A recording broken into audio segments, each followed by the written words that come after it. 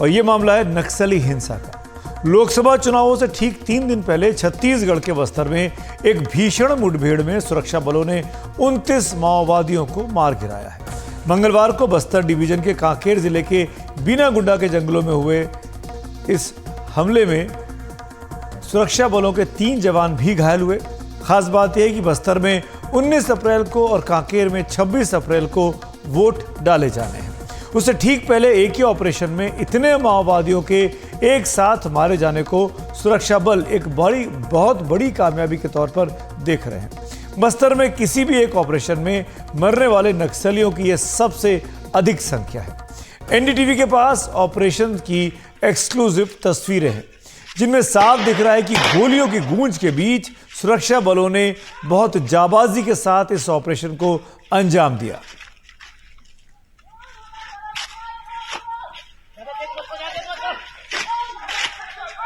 एकदम आगे नहीं, एकदम आगे नहीं, एकदम आगे नहीं, आराम से आड़ लेते हुए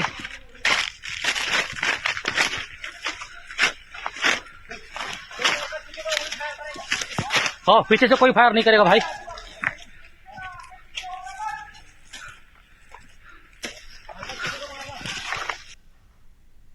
ये आवाजें जो आप सुन रहे थे सुरक्षा बलों की थी और ये वीडियो भी सुरक्षा बलों ने ही तैयार किया था कल जब इस ऑपरेशन को वो अंजाम दे रहे थे। जिस जगह ये मुठभेड़ हुई वो नक्सलियों का पुराना गढ़ रहा है। ये इलाका अबूझमाड़ महाराष्ट्र के गढ़चिरौली जिले और उत्तरी बस्तर की संयुक्त सीमा पर है। पुलिस को यहाँ सीनियर नक्सली नेताओं जैसे ललिता, शंकर और राजू के मौजूद होने की खुफिया सूचना मिली। उसी के आधार पर बीएसएफ और डिस्ट्रिक्ट रिजर्व गार्ड्स की 200 जवानों की टीम ने वहां जॉइंट ऑपरेशन चलाया। बीएसएफ के प्रवक्ता ने बताया कि ऑपरेशन के दौरान नक्सलियों ने सुरक्षा बलों पर फायरिंग शुरू की, जिसकी जवाबी कार्रवाई में 29 नक्सलियों को मौके पर मार गिराया गया। मारे गए नक्सलियों में कई बड़े नक्सली नेता भी हैं, जिनमें 25 लाख रुपए का इनामी माओवादी नेता शंकर राव भी शामिल है। इस दौरान बीएसएफ के 2 जवान और डीआरजी का 1 जवान घायल हुआ, जिन्हें हेलीकॉप्टर से तुरंत अस्पताल पहुंचाया गया। मारे गए नक्सलियों से 3 एसएलआर राइफल, 1 एके राइफल, 2 पिस्तौल, 2 इंसास राइफल, 2 303 राइफल और काफी गोला बारूद बरामद किया गया है। सुरक्षा बलों का दावा है कि मंगलवार के ऑपरेशन में सुरक्षा बलों ने नक्सलियों की परतापुर एरिया कमेटी को पूरी तरीके से खत्म कर दिया है, जिस पर सुरक्षा बलों और नागरिकों पर कई हमलों और कई गाड़ियों को धमाकों से उड़ाने का आरोप पहले से था। छत्तीसगढ़ चुनावों के दौरान एक आईईडी धमाके में एक बीएसएफ जवान के मारे जाने के पीछे भी परतापुर एरिया कमेटी के इन्हीं नक्सलियों का हाथ बताया जाता है। नक्सलियों के खिलाफ इस पूरे ऑपरेशन को इंस्पेक्टर लक्ष्मण केवट के नेतृत्व में अंजाम दिया गया, जो एनकाउंटर स्पेशलिस्ट के तौर पर जाने जाते हैं। लक्ष्मण केवट को राष्ट्रपति पदक समेत बहादुरी के 7 पुरस्कारों से अब तक सम्मानित किया जा चुका है। माओवाद प्रभावित बस्तर में बीते 11 साल से तैनात बस्तर के आईजी पुलिस पी सुंदरराज ने इस मुठभेड़ पर और जानकारी दी। अमूमन घायलों को इस तरह से अस्पताल में बात करना थोड़ा दुखदाई होता है और बहुत सारी कानूनी पेचीदगियाँ होती हैं, लेकिन सारी बातें करने के बाद यहाँ पर रमेश जी हैं बीएसएफ से, सूर्यकांत जी डीआरजी से।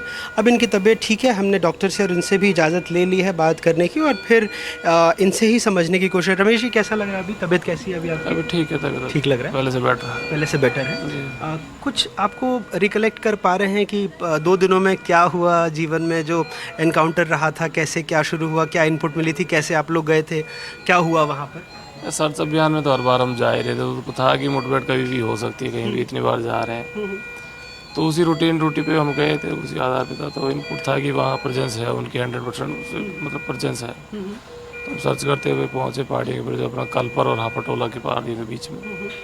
तो वहाँ जो आगे वाला बंदा था उसने देखा कि बंदे हैं वहाँ पर।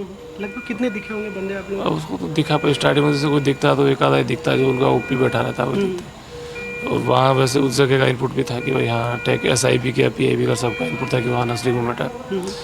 उसी आधार पर उनको देख के हमने वहाँ घेराबंदी शुरू किया।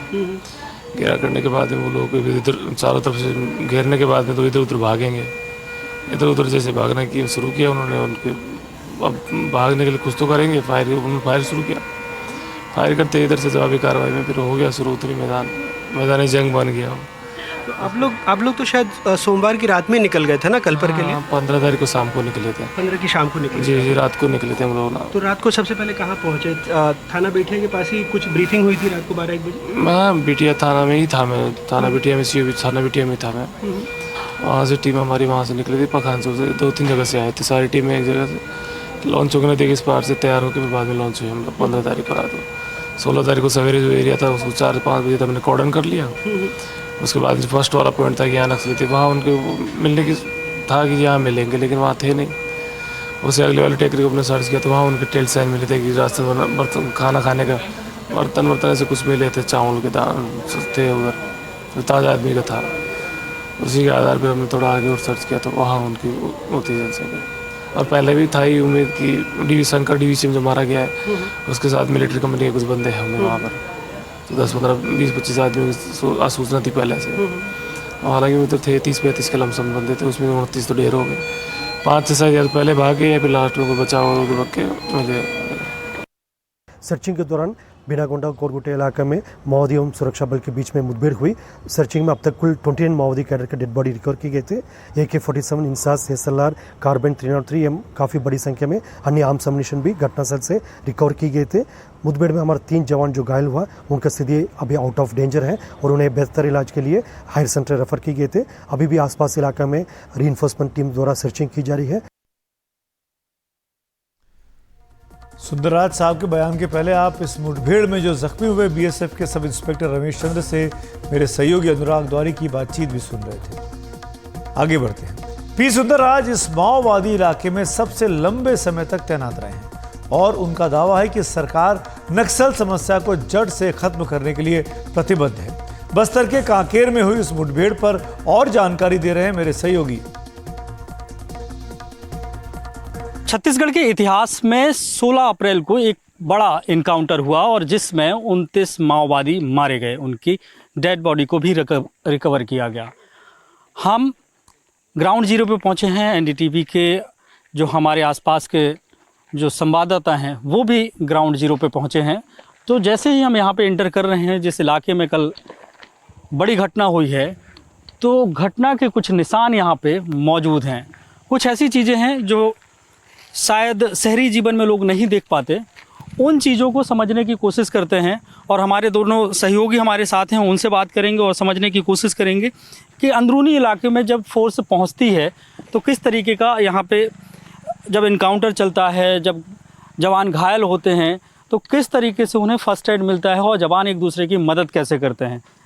ये मुकेश, जिस तरीके के आप देख रहे हैं यहाँ पे बांस की बल्ली जो है और ऐसा लग रहा है कि स्ट्रेचर है, ये कब उपयोग में आता है? क्योंकि इस इलाके में अक्सर इनकाउंटर होते रहते हैं, तो जवान इसका कैसे उपयोग करते हैं? जी देखिए, चूंकि विषम भौगोलिक परिस्थितियां हैं, इसके साथ ही पहाड़ियों की पूरी श्रृंखला है, ऐसे में जब भी कोई एनकाउंटर होता है, एनकाउंटर के बाद जो घायल जवान हैं उन्हें तुरंत फर्स्ट एड देने के लिए, हालांकि जवानों को इस चीज़ के लिए पूरी तरह से प्रशिक्षित किया जाता है, जंगल में फर्स्ट एड दिया जाता है। उसके बाद फिर बेहतर उपचार के लिए उन्हें किसी भी सूरत में घायल जवानों को उस सड़क तक लाना होता है जिस सड़क तक एम्बुलेंस या बड़ा वाहन पहुंच सके। तो इस तरह का स्ट्रेचर तैयार किया जाता है, जुगाड़ का स्ट्रेचर होता है। आप देखेंगे उस पर कि कॉम्बैट वर्दी उस पर नज़र आ रही है, बल्लियां नज़र आ रही हैं, इसके साथ काली वर्दी जो नज़र आ रही है उससे काला जो वर्दी नज़र आ रहा है दरअसल वो पट्टा होता है जो जवान आमतौर पर एंटी नक्सल ऑपरेशन पर जाते हैं तो अपने फेस को कवर करते हैं, सर को कवर करते हैं, उससे जो है रस्सी के तौर पर उसे इस्तेमाल किया गया। उसके साथ कॉम्बैट जो वर्दी नज़र आ रहा है उसे स्ट्रेचर के लिए उस जवान को उस पर लेटाया गया होगा और इसी पे लादकर उस जवान को इस जगह तक लाया गया। बस्तर के कांकेर में पहली बार एक साथ इतने नक्सली मारे गए। अगर पिछले 6 सालों की बात करें तो इस साल छत्तीसगढ़ में सबसे अधिक 79 नक्सली अब तक अलग अलग मुठभेड़ों में मारे गए हैं। 2019 में ये संख्या 65 की थी, 2020 में 36, 2021 में 47, 2022 में 30, 2023 में 24 और अब 2024 में अब तक 79 नक्सलियों को मारा गया है। छत्तीसगढ़ में अब तक 18 आम लोग और 6 सुरक्षा बलों ने नक्सली हिंसा में अपनी जान गंवाई है। इन आंकड़ों से साफ है कि छत्तीसगढ़ में नक्सलियों के खिलाफ अभियान में काफी तेजी आई है। सुरक्षा बलों के मुताबिक इसी महीने 1 अप्रैल को भी छत्तीसगढ़ के बीजापुर में 13 नक्सली मार गिराए गए थे। मोदी सरकार नक्सलवाद के खात्मे का दावा करती है और उसका कहना है कि नक्सलवाद शांति, विकास और युवाओं के उज्जवल भविष्य के रास्ते में एक बहुत बड़ी बाधा बनकर सामने आया है। इसीलिए अब तक जो सुरक्षा बलों के मुताबिक इसी महीने के छत्तीसगढ़ के बीजापुर में 13 नक्सलियों को मार गिराया गया। मोदी सरकार और नक्सलवाद के खात्मे का दावा करती रही। उसका कहना है कि नक्सलवाद शांति, विकास और युवाओं के उज्जवल भविष्य के रास्ते में सबसे बड़ी बाधा बनी हुई है। गृह मंत्री अमित शाह ने आज एक बार फिर ये दावा किया। कल छत्तीसगढ़ में सुरक्षा बलों को बड़ी सफलता प्राप्त हुई है। मोदी जी जब से प्रधानमंत्री बने तब से नक्सलवाद और आतंकवाद के खिलाफ एक सातत्यपूर्ण अभियान भारतीय जनता पार्टी की सरकार ने चलाया है और छत्तीसगढ़ में भारतीय जनता पार्टी की सरकार बनने के बाद वो अभियान में और गति आई। 2014 से ही हमने कैंप लगाना शुरू किया था। 19 के बाद कम से कम 250 कैंप लगे। सरकार बनने के बाद छत्तीसगढ़ में लगभग 3 महीने के समय में 80 से ज्यादा नक्सली ढेर हुए हैं। कांकेर जिले में नक्सल हिंसा की आशंका इतनी ज्यादा है कि 26 अप्रैल को होने वाली मतदान को सुरक्षित और शांतिपूर्ण तरीके से कराने के लिए 60,000 से ज्यादा सुरक्षा बलों को वहां तैनात किया गया है। ताजा ऑपरेशन के बाद सुरक्षा बल नक्सलियों का गढ़ माने जाने वाले अबूझमाड़ के जंगलों में घुस गए हैं और करीब 4,000 वर्ग किलोमीटर इलाके में फैला अबूझमाड़ का जंगल नारायणपुर, बीजापुर और दंतेवाड़ा जिलों तक फैला हुआ है और माना जाता है कि नक्सलियों के कई बड़े नेता इन जंगलों में अलग अलग जगहों पर शरण लिए हुए हैं। इस पूरे इलाके में किसी का भी जाना खतरे से खाली नहीं माना जाता। बीते 3 दशक से अबूझमाड़ में नक्सलियों ने सुरक्षा बलों को घुसने नहीं दिया है और ये उनका ऐसा गढ़ रहा है जहां कोई उनकी मर्जी के बिना घुस नहीं पाता। सड़कों के अभाव में यहाँ अंदर घुसना बहुत ही मुश्किल है। यहाँ हथियारबंद नक्सलियों की मौजूदगी के कारण सरकार यहाँ अपनी योजनाएं लागू नहीं कर पाती है, लेकिन अब सुरक्षा बलों ने अबूझमाड़ में पहुंच बनानी शुरू कर दी है। इन जंगलों से होकर नक्सली छत्तीसगढ़, महाराष्ट्र, आंध्र प्रदेश, तेलंगाना, ओडिशा तक आ जा सकते हैं और उन राज्यों की सरकारों के लिए मुसीबत बने रहते हैं। भारत में माओवाद, जिसे बाद में नक्सलवाद कहा गया, उसका उदय 1967 में पश्चिम बंगाल के नक्सलबाड़ी के 3 इलाकों से शुरू हुआ था। वहीं से इसे नक्सलवाद की पहचान मिली। किसानों के विद्रोह के तौर पर शुरू हुए इस आंदोलन में धीरे धीरे समाज के हाशिए पर रहे लोगों और आदिवासियों के मुद्दे शामिल होते गए और ये हथियारबंद आंदोलन हो गया जिसने सीधे तौर पर देश की सत्ता को चुनौती दी। हालात ये हो गए थे कि 2007 में एक अनुमान के मुताबिक नक्सलवादी आंदोलन देश के आधे राज्यों तक फैल चुका था और भारत का 40% इलाका उससे कम या थोड़ा ज़्यादा पर प्रभावित हुआ था। यानी करीब 92,000 वर्ग किलोमीटर इलाके पर नक्सलवाद का असर। इस पूरे इलाके को रेड कॉरिडोर भी कहा गया। लेकिन फिर केंद्र और राज्य सरकारों की सख्ती बढ़ी तो नक्सलवाद पर काबू पाने की कोशिशें तेज हुई। नक्सलियों से निपटने के लिए विशेष सुरक्षा बल बनाए गए। 2014 में केंद्र में मोदी सरकार बनने के बाद नक्सलियों के खिलाफ अभियान और तेज हुए और इसका असर भी दिखा। इस नक्शे में आप देख सकते हैं कि लाल रंग के इलाके वो हैं जो नक्सलवाद से अब भी काफ़ी प्रभावित हैं।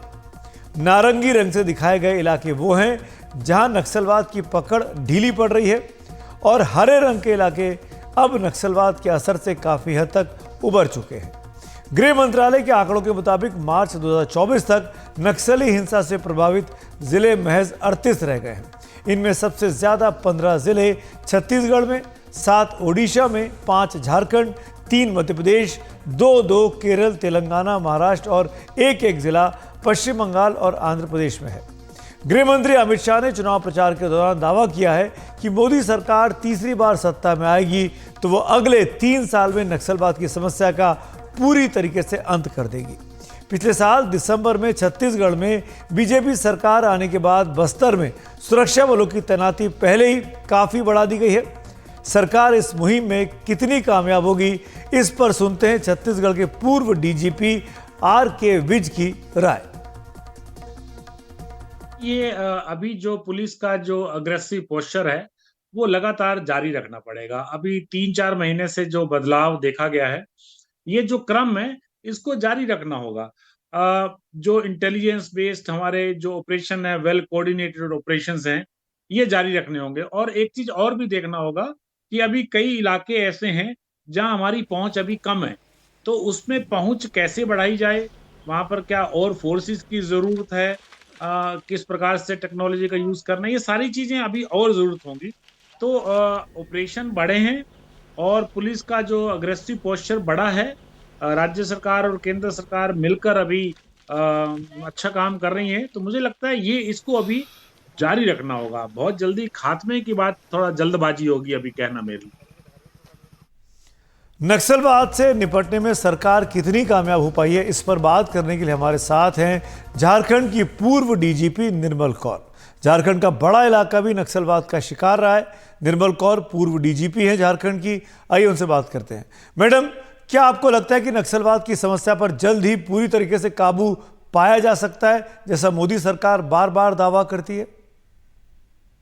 जी, ये बहुत पुरानी समस्या है, इसकी जड़ें बहुत गहरी हैं, परंतु एक बड़ा स्वागत योग्य ये जो है कि पहली बार इतनी बड़ी सफलता अर्धसैनिक बलों को, पुलिस को मिली है, तो इससे बहुत एक पॉजिटिव संदेश आता है। लगता है शीघ्र ही खात्मा हो जाएगा, पर इसकी लड़ाई सिर्फ सशस्त्र लड़ाई नहीं है, आप दुश्मन से नहीं लड़ रहे हैं।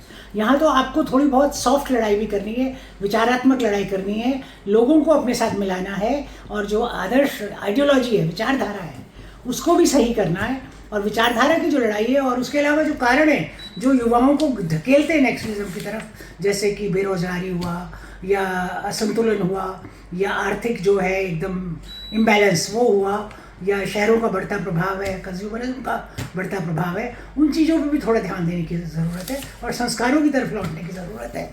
जिससे क्या होगा कि ये जो मोदी सरकार ने बहुत अच्छा जो कदम लिया है और इतनी बड़ी सफलता भी मिली है, तो मुझे लगता है छत्तीसगढ़ में जो नेतृत्व परिवर्तन हुआ है, सरकार का परिवर्तन, अब अर्धसैनिक बलों को और उनको एक अच्छा माहौल दिया जा रहा है, एक ऐसी एनवायरनमेंट दी जा रही है कि वो अपना बहुत अच्छे से कार्य कर सकते हैं। It is a very welcome change.